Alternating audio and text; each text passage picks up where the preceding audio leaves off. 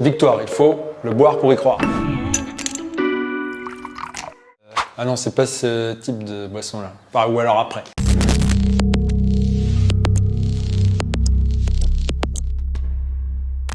Je m'appelle Zian, je suis préparateur physique et entraîneur en cyclisme et en trail.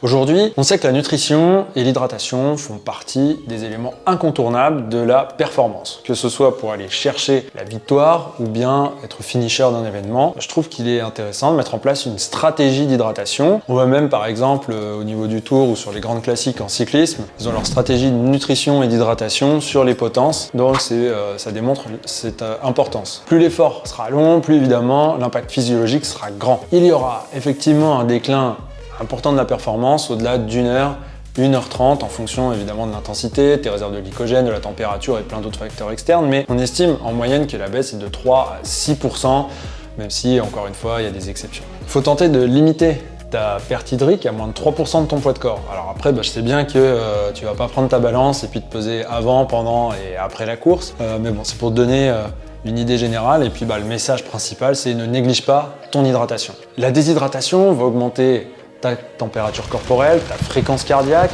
et la perception de l'effort. Moi personnellement, si je peux gagner un peu de marge sur ces aspects juste en buvant un coup, je vais pas me gêner pour utiliser cette stratégie. Moins je peux en faire, mieux je vais me porter. Les stratégies d'hydratation peuvent te servir pour préparer ta course, optimiser ton ressenti et les performances pendant ta course, mais aussi améliorer ta récupération et donc être capable de répéter des efforts dans la durée. Dans cette vidéo, je vais te donner quelques conseils qui sont des recommandations générales basées à la fois sur des consensus scientifiques et aussi sur mon expérience personnelle. Il est important que tu testes toi-même ces stratégies pour savoir ce qui fonctionne bien ou ce qui fonctionne moins bien pour toi. Déjà, il faut te poser aussi la question, est-ce que tu bois suffisamment dans une journée où tu fais pas forcément, où tu pratiques pas forcément d'activité physique ou même en dehors de ton activité physique, est-ce que tu bois suffisamment? Tu peux par exemple, dès le matin, dès que tu te lèves, boire un grand verre d'eau, ça te fait déjà ça en hydratation en plus. On considère qu'une hydratation suffisante correspond à 32 ml par kilo poids de corps. Alors concrètement, ça donne quoi? Si tu fais 50 kg, c'est 1,6 litres par jour, 60 kg, 1,9, 70 kg, 2,2, 80 kg, 2,6 litres. Évidemment, tout ça dépend de si tu es une femme, un homme, si tu es plutôt sédentaire ou non, est-ce qu'on est en été, en hiver, la température. Voilà, tu vas avoir plein de facteurs externes aussi qui vont rentrer en considération. Maintenant qu'on a établi les besoins généraux, on va s'intéresser à la stratégie d'hydratation dans une pratique sportive et plus particulièrement compétitive. Évidemment, tu peux adopter les mêmes habitudes et la même stratégie pour ton entraînement. Et en plus, ça entraîne ton corps à fonctionner de la même manière pendant la compétition. Dès l'échauffement, tu vas pouvoir utiliser ta boisson d'effort. Tu prépares un bidon de 400 ml, 600 ml avant ta course pour t'assurer d'avoir le temps aussi d'éliminer le surplus hydrique avant le départ, pour pouvoir le boire régulièrement. Bon, si tu es joueur et puis que tu l'as testé aussi hors compétition, lorsqu'il fait vraiment très chaud, quasiment canicule, tu peux tenter une stratégie de hyperhydratation qui correspond à 20-25 ml par kilo poids de corps avec du sel et du glycérol. Cela va augmenter le volume de plasma et donc limiter les risques de déshydratation en cas de grosse chaleur. Personnellement, je ne l'ai pas testé, pas serein au niveau gastrique, mais bon, ça se fait. On va parler maintenant hydratation en compétition. Donc en termes de quantité déjà, qu'est-ce qu'il faut boire? On recommande entre 400 ml et 800 ml. Donc 400 ml, c'est une flasque si tu es plutôt sur trail ou course à pied, ou bien alors un bidon tout simple si tu es plutôt sur le vélo. S'il fait chaud, tu peux augmenter jusqu'à 800 ml par heure. Au-delà, tu peux avoir des risques gastriques et même d'intoxication hydrique. Ça s'appelle l'hyponatrémie. Donc voilà, sois vigilant aussi, pas trop boire. Pour trop boire, c'est pas forcément bon. Maintenant, on sait combien on doit boire. Et la question, c'est qu'est-ce que je dois boire? Bon, en gros, je mets quoi dans ma boisson d'effort? Est-ce que je bois juste de l'eau? On va voir que c'est un petit peu plus complexe que ça. Donc la boisson d'effort va te garantir de prendre une certaine quantité aussi de glucose et de fructose et d'autres nutriments, autres que la prise de nutrition solide qui pourrait être difficile selon s'il fait chaud ou pas. Donc tu peux éventuellement t'en sortir sur une course qui fait moins de 2 heures avec uniquement une boisson d'effort, même si quand même au-delà d'une heure, 1 heure et demie, je te recommande plutôt de prendre un aliment solide comme un gel, une barre, la gomme, etc. Voilà. Et puis en plus, ça permet de varier les plaisirs entre les prises. Pour la boisson d'effort, du coup, je vais te proposer plusieurs options et des choses que tu pourras tester. Il faudra évidemment que tu trouves ce qui te convient le mieux. Donc la solution cheap, c'est de mettre 35-40 ml de sirop dans le fond de ton bidon en gros. Et il faut t'assurer que ce sirop, il y ait du fructose et pas que du glucose, qu'il n'y ait pas d'acidifiant, d'édulcorant, d'épaississant ou d'autres additifs qui sont pas forcément bons pour la santé, mais qui en plus peuvent amener à un inconfort gastrique pendant la pratique sportive. Personnellement, moi je n'utilise pas trop les sirops parce que je trouve ça trop sucré et je sais pas, ça passe moins bien. J'ai l'impression que ça me fait un pic de glycémie, mais peut-être que je mets trop de sirop, je sais pas. Enfin, j'ai jamais trop apprécié ça, puis je trouve que c'est pas très hydratant. La solution qui me plaît beaucoup plus par contre, c'est de mélanger du fructose que tu trouves dans le rayon bio, donc fructose ici.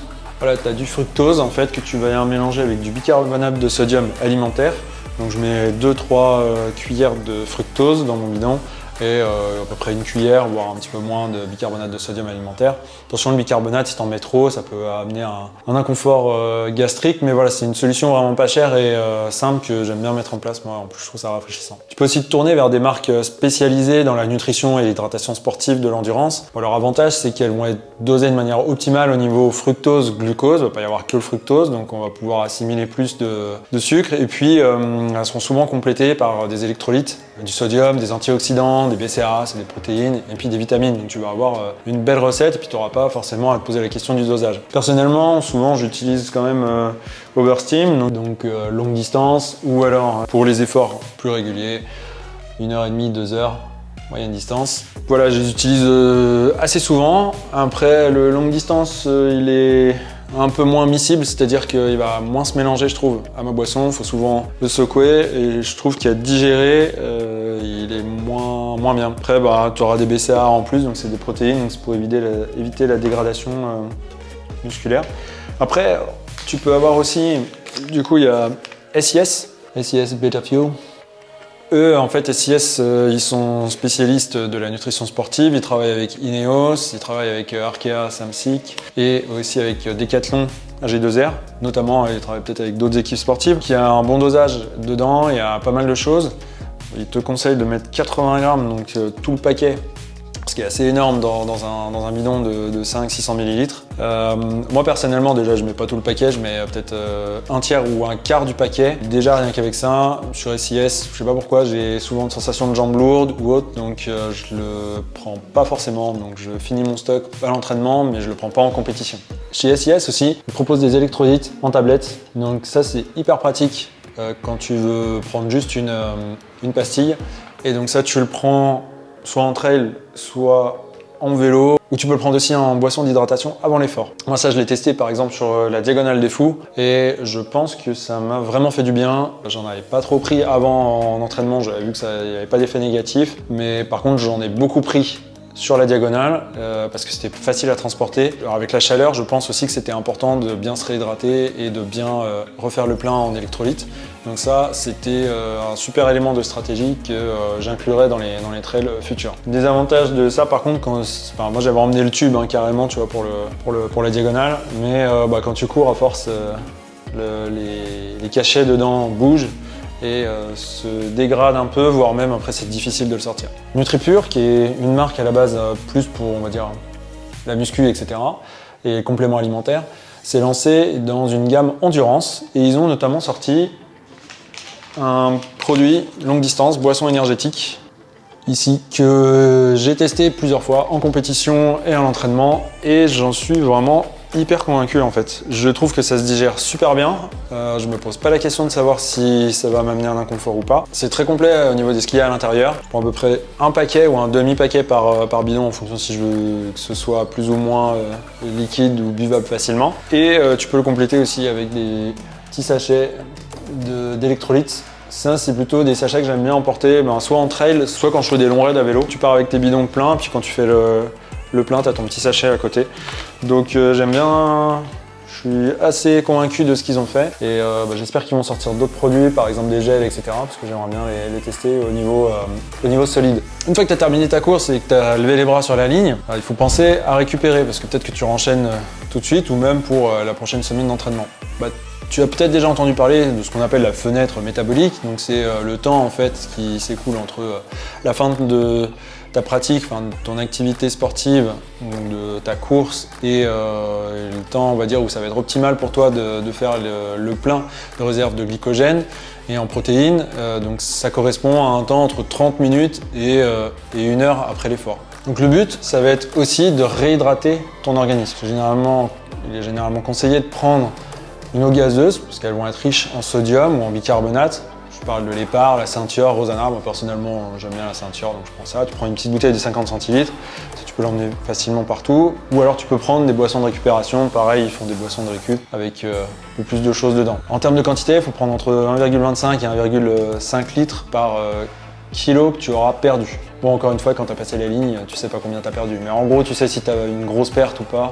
Ensuite, je vais inclure dans les boissons, si tu veux refaire tes stocks de glycogène et de protéines, alors après ça dépend, si c'est 1 heure, 1 heure et demie, tu n'es pas forcément obligé, mais si c'était des grosses intenses ou une longue course, bah là du coup on peut amener avec une boisson qui va être riche en glucides et protéines, donc c'est souvent des boissons de récupération, donc c'est 2 tiers de glucides et 1 tiers de protéines. Souvent ça va être hyper protéiné, donc à toi d'amener le glucide avec je sais pas, du pain ou alors aussi banane, tu vois. Moi je fais souvent dans mes shakers avec de la protéine, je mets une banane et comme ça me permet d'avoir un bon apport en glucides aussi et d'avoir un apport en protéines sans avoir forcément un apport qui est gras. Donc au niveau de la ration, hein, si tu prends dur, ça va être 20-30 grammes de glucides et puis 15-20 grammes de protéines en moyenne. Puis avec ce type de boisson, eh bien si tu peux prendre des compléments pour les micronutriments, pour t'assurer, surtout quand il a fait très chaud, de faire le plein le plein de micronutriments, potassium, magnésium, zinc, calcium, vitamine B, C et E. Donc ça, c'est là où les boissons vont vraiment quand même t'aider parce que tu peux pas le trouver